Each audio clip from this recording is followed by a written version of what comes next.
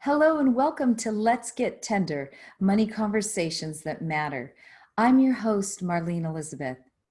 In this episode, you'll meet intuitive energy healer Lorraine Giordano, who's on a mission to help women enrich their mind, body, spirit health by uncovering the mystery and taboo that surrounds the uterus and its related organs. You'll hear how a doctor visit changed her life and profession. You'll learn why she put down her pen working as a business analyst on software projects in the financial industry and picked up her energy wand to create positive health shifts working with people in her healing practice. And you'll see and hear how she overcame her limiting beliefs around self-worth. Get ready for a tender money conversation about a woman's feminine power to prosper deeply and authentically. Welcome to Let's Get Tender, Money Conversations That Matter, a video podcast series with certified money coach Marlene Elizabeth, with amazing weekly guests who share their inner challenges, personal triumphs, and inside tips and strategies so you can prosper, lead, and love bravely in business and life. So get comfy and get ready to grow money wings. Hi, everyone. Welcome back. I'm Marlene Elizabeth, founder and author of Money Wings. I'm a certified money coach and a mompreneur, and I am thrilled to have this money conversation today with Lorraine Giordano. Hi, Lorraine. Thanks so much for being here today. Hello, Marlene. Thanks for having me. I'm so excited to chat with you. Likewise. And you're calling in from New York today, right? Or is it Jersey? Yeah. New York, New Jersey, in that area. Yeah, it's all right. Well, before we dive in today to our conversation, I just want to share a bit about your story. So Lorraine Giordano is an intuitive energy healer who previously worked in the financial industry, developing financial software products. She experienced many health challenges over 2 decades, and in 2008, she almost lost her uterus. And so it was at that point that she realized just how much she didn't know about her body, especially her female reproductive organs. And so Lorraine was not willing just to give up her uterus. And so she put Operation Save Uterus into action, and she learned how to reclaim her health. So today, Lorraine is a holistic energy healer with her uterus intact.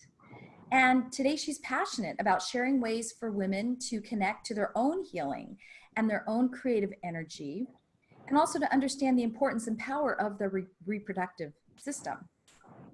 She's an Usui Reiki master and she's certified in quantum energy transformation, quantum touch, and integrated energy therapy.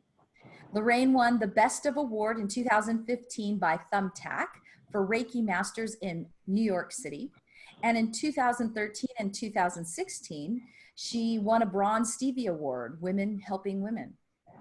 Her newsletter has won the Constant Contact All-Star Award for the past 3 years. She's contributed to the Huffington Post and is currently writing her memoir on her healing journey. Lorraine is also a co-author of the international bestseller, The Grandmother Legacies, and I know that book well. I was a reviewer for that book. And she's also the host on the Womb Happy Hour radio show on Voice America Health and Wellness. So as you can see, I'm super, super excited to have this conversation today with Lorraine. And once again, welcome, Lorraine. Thank you so much. Thanks for that wonderful intro. Yes, you're very welcome. So Lorraine, one of the questions I just love to ask each one of my guests on the show is, what is your earliest money memory? So my earliest money memory is actually my grandmother, my dad's mom. On weekends, my mom worked as a nurse, and every weekend we would go to my grandmother's house in Queens, New York, and she would tell stories about her experience with the Great Depression. And I would be I was 5, 6, 7, and I would be captivated by her stories of not having enough food, having holes in her shoes in the snow. You just very, the way she's told stories was with a huge smile and with a lot of joy. But I didn't realize until I was older that these stories were kind of really about really tough, austere, poor times that she lived through. So I think that kind of set a tone for my dad, working really hard and wanting to provide his family with, a very solid upbringing and, enough wealth to be very comfortable. Yes, yes. And in hearing those stories that your grandma shared with you, and even just how that impacted the way your dad ended up creating his financial health and wealth, as you shared, did you find that there were any type of limiting money beliefs, or even just one, that came up for you along your journey that sometimes would sabotage or kind of prevent your own financial goals? Well, I think early on, he wasn't able to go to Notre Dame, which he got in, but because of money, he wasn't able to go. And so when I was going to college, and we went to the same college, my dad and my mom each sat me down together. And maybe this wasn't the best approach, but my mom said, we can't afford to send you to Boston College. And my dad said, yes, we can. So in that moment, it put a little stress inside me that, was I worthy to go? Or was it too much of an imposition for the family? Or was I worth it? And I think that played out in different ways in college, and even, deciding to start my own holistic business, because working in the financial industry, I got used to a certain amount of comfort, really good money, travel, a certain kind of lifestyle, and then to choose to really focus on being called to work with people to help them with their health. I think some of that yes, I'm worth it. No, I might be a strain. What will my family think? What will other people think if I do something that's a little off the traditional grid? Mm-hmm. And so over time, did you find that you were able to take some brave steps, or even just one step, to kind of dealing with that limiting money belief, and find yourself able to achieve some of the goals that you had set for yourself? Yes, I think for me, my evolution in 2008, when I had the crisis of, losing my uterus due to the threat of cancer, it really made me question the value that I placed on my health, the value that I placed specifically on my uterus that I kind of cursed out for many, many moons, because I had endometriosis, irregular bleeding, a lot of pain. So it really caused me to say, well, what's the value am I placing on my health? So yes, I have good money and I have good, I have a good resume, but my body internally was kind of constricted. And with endometriosis, I had adhesions, which is scar tissue. So in a way, I was very, in my sacral root area, very tight and bound up and painful, because I don't think I was really living an authentic dream in my person. And so going back to money, so I did have a lot of money, but to take this risk and pursue my dream, just deciding to say, yes, I'm going to take that chance and I'm going to take that opportunity, because health is not just about, about your diet. I also think it's about being whole. And money is a part of that, but pursuing our dreams is also a big part of that as well.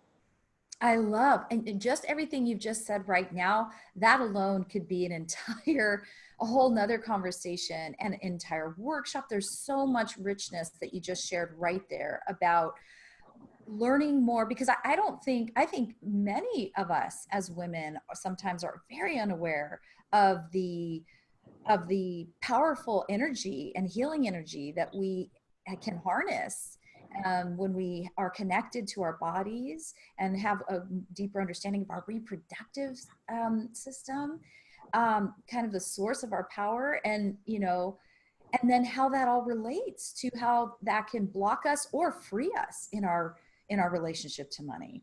I mean, that's tremendous, just what you've brought up there. Thank you. And I do think that it's important, like for me, I sought help with different healers. And that's what helped to inspire me to be like, this is what I want to do. But I also think it's important to, if we're having maybe some constriction, I think even with our monthly flow, there's constriction, right? And then there's expansion. There's like the shedding of our lining, and then new potential to give birth. So there is a rhythm and a cycle to how we evolve. And I think as a woman, our bodies kind of exhibit that in such an important and powerful way. But as far as reaching out for help, because with the sacral chakra, the element is water, going with the flow and not wanting to control, right? But when we're maybe not having enough money or we're not having the success that we really want, then we're like, it's like there's an urge to want to control it more and box it in more, rather than kind of tapping into the ability of like flowing into more abundance or opportunities, or just learning how to just calm down.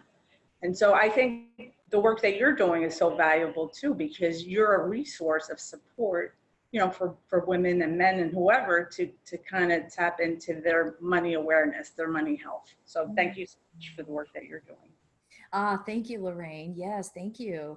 Yeah, and that's one of the reasons I was really excited about having this conversation with you, because I'm truly about not only having and encouraging safe places to talk about money, to learn about money and growing in our relationship to money, but I'm also very much about all the different creative ways we can come to this conversation. And to me, I find this to be a way that probably maybe some people have never thought of, oh, maybe this is a doorway for me to be able to learn more about my relationship to money by becoming more in touch with my body. And as a woman, as my reproductive system. And I love the word you use, flow, and like water. I mean, I know that at one time in my life, I know that helped me to kind of address sometimes my fear around power. And of course, power as it relates to money. And I was able to kind of see this image of water. And, how could we be afraid of water? Water's, very ordinary and extraordinary. And so, but anyway, but love that. And everything you're sharing, I just love it. So let me ask you, Lorraine, so what belief do you now hold true about money that empowers you either in your business or in your personal finances? The thing that I've kind of grown into with money, and I think starting, as an entrepreneur, my business, what's my definition of success? And that money is an exchange of giving and receiving. And so for me, back in the day, I valued my success with how much money I had in the bank and what my title was. And to be honest, during some pieces of my growth of my business, I've, collected quarters some really tight moments. But what I realized is that my idea of success of myself, money is a part of that, but it doesn't define it.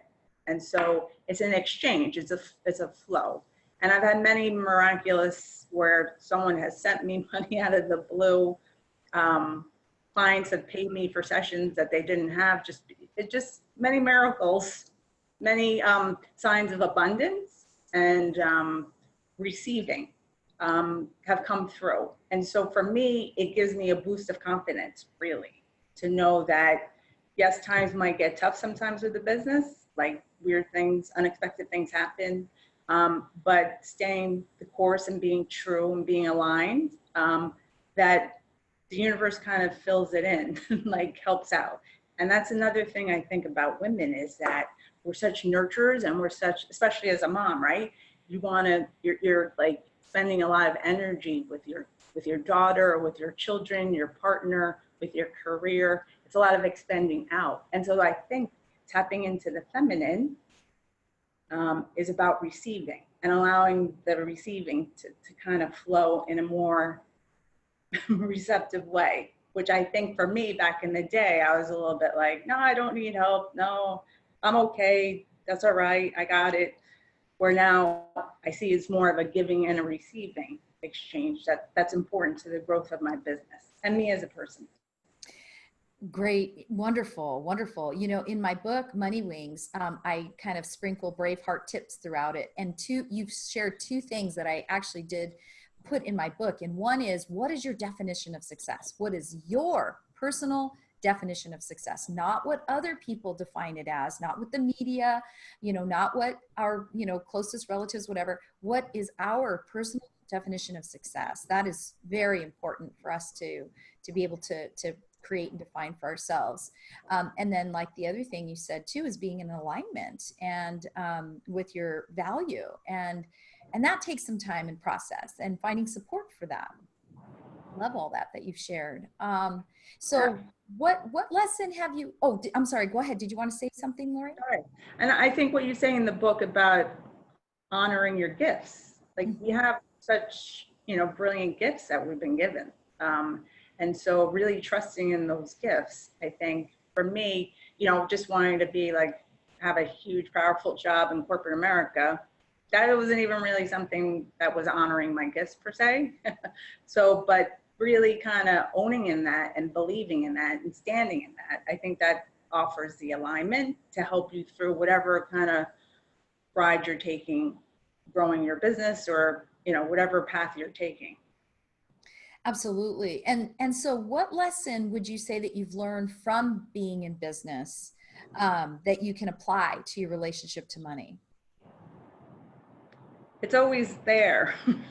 Maybe sometimes it's, oh, you know, the one thing I think is important is that in the beginning, I felt like I had to spend a ton of money with, you know, all the many, you know, sparkly bells and whistles that as an entrepreneur I'm presented with through people that I know saying, oh, you should talk to this SEO expert or this other expert to, you know, help make you $1 trillion. So I would chase after that little carrot. So for me, the biggest lesson was kind of really tuning into myself and really being clear on what I'm investing in to help grow my business. Because I think it's easy to just kind of check things off a box and say, oh, I did that. Without really, for me, it's the feeling of it, the vibration of it, and how I receive that as well. Which the sacral chakra is the I feel center. So again, as women, we feel a lot. So just paying attention and not just doing things for the sake of doing it. Yes, you know, and I know I can share that in my journey, I've learned what you just said is so true, that as women, we have this intuition that sometimes we're not tuned into. We kind of shut it off for whatever reason. But when we do that, we're actually shutting off a very valuable, powerful resource for ourselves that's just naturally built in. And on top of that, I've learned that if you are also somebody who's more of an innovator, then you are double intuitive. And but that sometimes not is always something that you are comfortable with. You know, sometimes I find sometimes it can be a little scary for people to be that highly intuitive. And so to be able to be around other people that are supportive of it and understand it. And so, yeah, I love that you brought that up. And I wanted to ask you, Lorraine, so what have you learned to be true about money that you wish you would have known when you first started either your business or your career or your family? Well, it does touch on some of the upbringing that I had. Very like comfortable upper middle class upbringing. But there was always this tension of like not enough money, not enough, not enough, not enough. And that at any moment something could happen and then there would be disaster and despair regarding money. And so I think that starting, you know, where I've evolved, and I think starting my own business, my healing practice has really helped with this, is that money is available. It's there. And it's a relationship. That's an ongoing relationship. And I think appreciating whether I have $2 in my pocket or $10,000, I'm grateful, because usually you don't have to be successful with the smallest or biggest bank account, but it is a helpful resource to use in order to kind of spread the message of service and help people. Oh, you bet, you bet. Yeah. And yeah, being able to see money as a tool for the, the tool that it is, very powerful tool. But that when we're having a conversation about money, it's about so much more than just money, right? And so. And we shouldn't be ashamed about it, right? So there is a taboo about it, especially women don't like to talk about money. We'll talk Absolutely. about other things, but as far as getting to the nitty gritty of money, at a luncheon, it's not something that's often talked about a lot. So it shouldn't be a taboo topic, just like how women are beautifully designed and powerfully designed. It shouldn't be a taboo topic either. So Yes, that these conversations continue. absolutely, absolutely. And I feel like we're just getting started, and yet our segment is wrapping up. So I would love to for folks to be able to learn how they can connect with you and reach out to you if they want to continue this conversation, and or even just learn more about what you do. How can people find you? Oh, they can find me on my website. It is inspiredtohealth.net. And they can find me on social media, Twitter, Inspired to Health, Facebook, Inspired to Health. So Twitter, there's no D. On Facebook, there is a D for Inspired. And then on my website, you can hear some Womb Happy Hour shows. It's also on Voice America, Health and Wellness, and it's on Speak Up Talk Radio. So, and my email, if you'd like to contact me, is info@inspiredtohealth.net. Wonderful. Thank you so much, Lorraine, again for this time. Very rich conversation. Oh my gosh, thank you. You're very welcome. Take care now. Okay, you too. Thank you.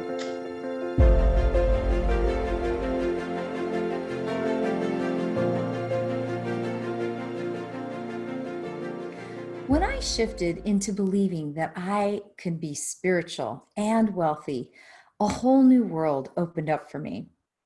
When I began healing my relationship to money so that I could keep doing what I love doing as a female entrepreneur, it dawned on me how wonderful it would be to bring both worlds of money and spirituality together and call it financial spirituality. I wondered if such a thing even existed, financial spirituality. Sure enough, a Google search led me to a little book written by a pastor/financial advisor named Bill Rowland. The title of his book was Financial Spirituality, and it was published the year that my daughter was born in 2007. It's an innovative book filled with new ways of looking at old problems around money. It's a fundamental resource that I've implemented into my heart-centered money coaching practice for money healing and for basic money practices.